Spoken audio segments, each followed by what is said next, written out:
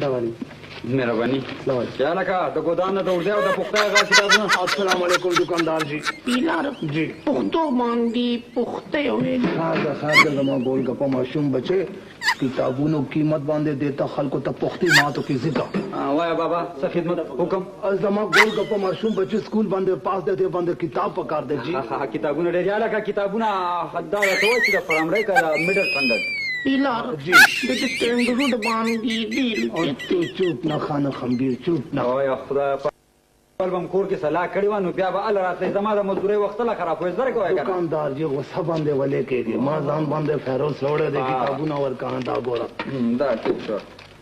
یا لکه دا ایکس وائی زد بنډل دی مستر ډبول راواله. پیلار جی ما باندې د بوسوینو خاده زما گول گپا او بابا دا سفر سات می دي ځان سره په مخه کړی دی. پسات نیر باندې ته باندې کې حالت خوري خاده دکاندار جی باندې خپل مرضی ده د چې سګي ټیک کوي فکر مکوا. پیلار دې کتابونو وړل زه دا غاډي باندې راولم. تو ګوره اول د دې قیمت دلته خلاص کړي چې پیسې سره بچت شي کنه نو بیا ولا ګټه گاډي واخله. سیمت بل دکاندار جی مطلب دا اوهو دا څه په مصیبت واوړم.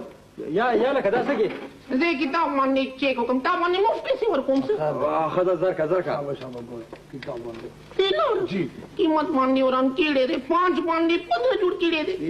یا لکه تا چرته په بازار کې د باتینګونو سره هم داسې نرخ کړی.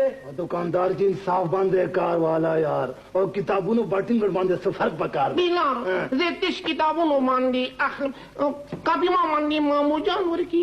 ګوره مستر ډبو چې کتابونه اخلي نو کاپیانې ور سره خامخا اخلي. پیلار ما باندې بیا ډبو شوی زه نه باندې زور باندې نه اخلم چې نه اخلي نو ما هم د پسې سوال جواب نه دی کړی مستر ډبو. زه کتابونه دلم مامو جان والی. سیمت بل